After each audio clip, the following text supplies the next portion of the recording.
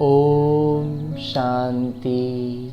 मैं एक ब्रह्मा कुमार अपने ज्ञान मंथन से मिली मोतियों को साझा करने का प्रयास कर रहा हूँ अपने सभी ब्रह्मा कुमार कुमारी भाई बहनों के साथ। इसमें जो छोटी छोटी बातें हैं उस पर जो मंथन चला है उसको हम यहाँ पर साझा कर रहे हैं। उसमें सबसे पहली बिंदु जो सबसे कॉमन क्वेश्चन हमारे मन में आता है, जो कई लोगों से सुना भी है, कि हम जब मधुबन की धरा पर आते हैं, मधुबन के माहौल में आते हैं तो हमसे बहुत अच्छा योग लगने लगता है, लेकिन जब हम अपने अपने घरों में जाते हैं, रोज़ की अपने दिनचर्या में जब जुड़ जाते हैं तो फिर हमसे योग नहीं लगने लगता।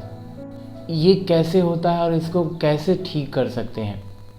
बहुत से ब्रह्मा कुमार कुमारियों के मन में, विशेष तौर पर जो नए होते हैं उनके मन में ये सवाल आता है।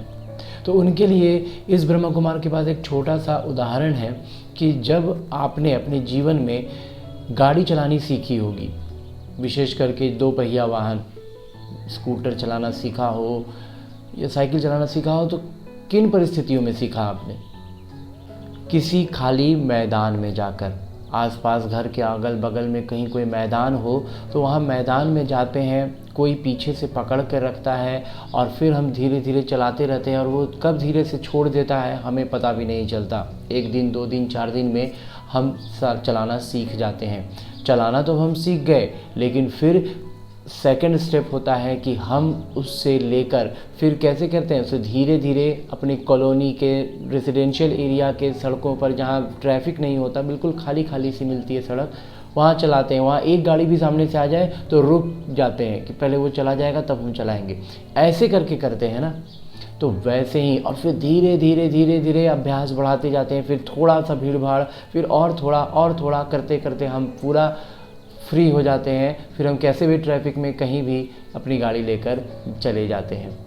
बिल्कुल वही बात है इस योग के साथ। जब हम ये कहते हैं कि योग यहाँ पर बहुत अच्छा लगता है, कहने का मतलब है कि अभी हम नए हैं तो हमने योग लगाने के लिए एक माहौल मिलता है तो बहुत अच्छे से योग लग जाता है।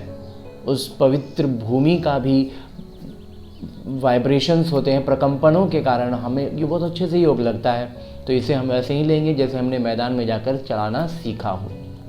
फिर क्या करना है, हम अपने जब घर में आते हैं तो थोड़ा घर में भी एक माहौल बना पाएँ, या कुछ घर से अलग जैसे जो सेंटर होते हैं वहाँ जा कर के हम, कहने का मतलब जो रेजिडेंशियल एरिया में जो हम कॉलोनी में चलते थे ना, वहाँ तो वैसे में भी सेंटर में भी विशेष तौर पर उस समय अपना वक्त निकाल लें थोड़ी देर के लिए भी, जहाँ जब सेंटर पर भी बहुत कम लोग रहते हों, क्योंकि सेंटर के लोग सब बीके भाई बहन होते हैं, लेकिन फिर भी योग के समय भी थोड़ा कोई खांस रहा है, किसी को कुछ आवाज़ आ गई, तो इन सब से हम थोड़ा सा, चूँकि अभी नए होते हैं तो थोड़ा डिस्टर्बेंस होता है। तो वैसे करके हम शुरुआत में प्रयास कर सकते हैं।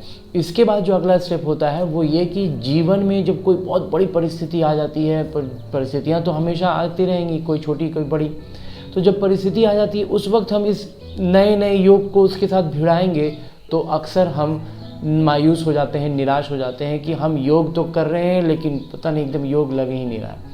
तो अभी हमारी अवस्था उतनी पक्की नहीं हुई थी ना, अभी तो हम कॉलोनी में ही अपनी गाड़ी चलाना सीखा था हमने, और एकदम से हम बिजिएस्ट ट्रैफिक वाले जगह पे चले जाएंगे तो हम तो डर के साइड ही खड़े हो जाएंगे। तो इसलिए ये नहीं कि हमने चलाना नहीं सीखा, चलाना सीख चुके हैं। तो हमें क्या करना है कि बड़ी परिस्थितियों में सीधे सीधे टक्कर नहीं लेनी है जब हमारी योग अवस्था थोड़ी कच्ची है।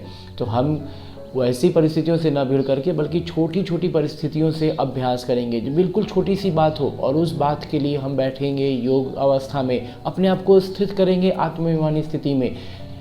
ये नहीं कि उस बात को लेकर के हम मंथन करने लगे योग में, नहीं, उस बात को हम इग्नोर करते हुए हम योग अवस्था में, यानी कि आत्माभिमानी स्थिति में स्थित हो पाए या नहीं, बस यही है शुरुआत में योग कर पाना, अपने आप को अलग कर पाना उन परिस्थितियों से, उन बातों से, क्योंकि मैं आत्मा हूँ और जो कुछ भी घटना हुई वो नाटक में है। ऐसी बातों को बुद्धि में चलाते हुए बिल्कुल भूल सा जाना है उस बात को, और एकदम से अपने वास्तविक स्वरूप की स्मृति में आ जाना है कि मैं शांत स्वरूप आत्मा हूँ। प्रेम स्वरूप आत्मा हूँ, पवित्र आत्मा हूँ, ऐसी भावनाओं से भर जाना है। अगर हम ऐसा करने पाते हैं छोटी छोटी बातों में और इसका अभ्यास करते चले जाएंगे तो धीरे धीरे धीरे धीरे जीवन में कितनी भी बड़ी परिस्थितियाँ आती जाएं, हम उससे बिल्कुल अपने आप को अलग करके एकदम सरल रूप से शांत अवस्था में रह पाएंगे। तो ये इस ब्रह्मा कुमार का एक छोटा सा मंथन था। इसके बाद जो एक बात हम ब्राह्मण बच्चों में, इसमें एक बात ये भी कहना चाहेगा ये ब्रह्मा कुमार कि सिर्फ नए समय से नया नहीं होते हैं, क्योंकि बाबा ने भी कई बार कहा है कि बहुत से बच्चे कहने को तो कई वर्षों से हैं, लेकिन वास्तव में कितने गहराई में उतरे हैं उससे हम नए और पुराने की परिभाषा को समझ सकते हैं। तो इसलिए वो बच्चे जिनको अभी भी थोड़ा सा मूंझ जाते हैं, ज्ञान में थोड़ा सा ऊपर नीचे हो जाता है, तो इन सब बातों के लिए इस ब्रह्मा कुमार के पास एक दूसरा मंथन जो है, जो कहीं ना कहीं हर बात एक दूसरे से जुड़ती ही रहती है, उसमें जो एक दूसरी बात आई है वो ये कि हम किसी भी चीज़ को किस नज़र से देखते हैं, किसी भी बात को देखने का हमारा नज़रिया क्या है, उससे हमारे जीवन के हर बात का प्रभाव पड़ता है। हमारे पुरुषार्थ की तीव्रता भी उससे काफ़ी हद तक प्रभावित होती है। इसके लिए जो एक बिंदु है वो है कि हमारा साइंस एंड टेक्नोलॉजी जो मॉडर्न एडवांस हो रही है उस पर हमारा बहुत अटूट विश्वास है, क्योंकि ये हमारी कामों को बहुत सुलभ कर देता है, बहुत सुविधाजनक बना दे रहा है, तो हम उससे बहुत ज़्यादा प्रभावित हैं। लेकिन यहाँ जो थोड़ी सी समझने की बात है वो ये है कि इसको एक अलग नज़र से हम पहले देखें। जैसे कि इसका एक छोटा सा उदाहरण है कि हम आज जानते हैं कि एरोप्लेन हवा में उड़ता है, 200-400 लोगों को एक साथ हवा में लेकर उड़ जाता है और बहुत कम समय में, चूँकि हवा के रास्ते से जा रहा है, वायु मार्ग से जा रहा है, तो एकदम बहुत कम समय में काफ़ी लंबी दूरी तय कर लेता है। तो इसे हम क्या मानते हैं? मॉडर्न साइंस का एडवांसमेंट मानते हैं, उसकी उपलब्धि मानते हैं। लेकिन इसको जरा अलग नज़र से देखते हैं कि वास्तव में ये है क्या। इसको समझेंगे तो बात इतनी स्पष्ट समझ में आएगी कि हवा में एरोप्लेन का उड़ना ये कौन वास्तव में निर्धारित कर रहा है? प्रकृति, पृथ्वी है, इसका एक गुरुत्वाकर्षण बल है। इसमें जो हवाएं हैं उसका एक कांस्टेंट वैल्यू है कि इतनी गति में इतना फ्रिक्शन आएगा, इतनी वायु दाब, इतनी हाइट पर इतना वायु दाब होगा, हाइट जितना बढ़ेगा वायु दाब कम या ज़्यादा होता चला जाएगा। तो ये जो सारे मापदंड हैं, ये सारे मापदंड प्रकृति के एकदम कांस्टेंट हैं, स्थित हैं। इसमें कोई बदलाव नहीं होता।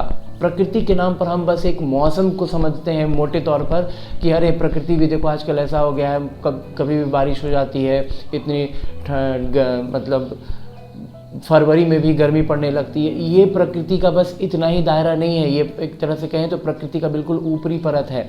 वास्तव में प्रकृति की बहुत महीन सूक्ष्म गहराई वाली चीज़ें हैं जो बहुत हद तक कांस्टेंट है। तो वैसे में अब यहाँ इस बात को ये ब्रह्मा कुमार इसलिए चर्चा कर रहा है कि यहाँ जो हमने बात देखी कि हवा में एरोप्लेन उड़ रहा है, तो ये हम इसको साइंस का डेवलपमेंट मान रहे हैं, लेकिन इसको गौर से देखिएगा तो ये प्रकृति की जो सारे कांस्टेंट वैल्यूज़ हैं ना, उन सब कांस्टेंट चीज़ों को किसी ने बहुत महीन स्तर पर एकदम समझने का प्रयास किया। किसी एक से नहीं हुआ तो एक के बाद दूसरा, दूसरा के बाद तीसरा, उसी को कंटिन्यू करता चला गया। तो कई लोगों के प्रयास के बाद उतने महीन लेवल पर जब वो सारी बातें उन लोगों ने नोटिस करी, उसको एक्सपेरिमेंट करके देखा, कितना जैसे जो पंख, उसकी जो शेप है उस बहुत ज़्यादा निर्भर करता है उसके उड़ने पर, उसके पंख हैं, उसके पंखों की स्पीड है, उसमें जो ईंधन डला रहा है वो भी प्रकृति ही दे रही है ना। तो सारा कुछ प्रकृति का है, बस उसको तालमेल बैठाना, उसकी कांस्टेंट वैल्यूज़ को समझना, उसके हिसाब से सारा कुछ तैयार करना। उसकी जो बॉडी एल्यूमिनियम की है वो भी क्या है, प्रकृति, इसी मिट्टी से निकलती है ना। तो कहने का अभिप्राय है कि हर कुछ प्रकृति के पास है, बस करते क्या है, उसको वैल्यूज़ को, उसकी बातों को, उसकी चीज़ों को बहुत महीन स्तर पर जाके समझते हैं, तब उसका परिणाम बहुत मोटे स्तर पर दिखाई पड़ता है कि 200-400 लोग एक साथ हवा में उड़ रहे हैं। तो ये बहुत अलग लेवल से, अलग स्तर से समझेंगे तो बात एकदम अलग समझ में आएगी कि हम जहाँ साइंस एंड टेक्नोलॉजी पर बहुत ज़्यादा गुमान कर रहे हैं कि ये बहुत डेवलप हो रहा है, वास्तव में वो प्रकृति की सूक्ष्म सूक्ष्म डिटेल्स को समझ पाया। जिस व्यक्ति ने उसको समझा, उसने उसको साकार रूप में बनाया, तो वो एक ऐसा यंत्र बनकर तैयार हुआ। वैसे ही, बिल्कुल ऐसे ही, ये जो हम ज्ञान, बाबा हमें ज्ञान दे रहे हैं, पढ़ाई पढ़ा रहे हैं ना, ये भी वही है। मोटे मोटे तौर पर हम सीधे सीधे अपनी कोई बात हमें बताई गई और उसको हम सीधे अपने जीवन में आने वाली समस्या से डायरेक्ट जोड़ने लगते हैं। और चूंकि हमारा ना अभी ज्ञान में हम स्पष्टता है, ना योग अवस्था हमारी बहुत श्रेष्ठ है, तो हम क्या होते हैं, टकरा जाते हैं और नतीजा कुछ नहीं निकल पाता और हम वास्तव में मूंझ जाते हैं, छूटने लगता है हमसे, अरे नहीं होता है, प्रैक्टिकल लाइफ में नहीं काम करता है, ऐसी बातें हमारे दिमाग में आने लगती हैं। लेकिन वास्तव में ये जो पढ़ाई बाबा हमें पढ़ा रहे हैं ना, ये पढ़ाई बहुत महीन स्तर पर जाकर के उसके महीन महीन कांस्टेंट वैल्यूज़ को समझते चले जाएंगे। हर एक बात उसकी एकदम अंतर तक प्रवेश होगा और तब जब हम उसे व्यवहारिकता में लेकर आएंगे तो हमारी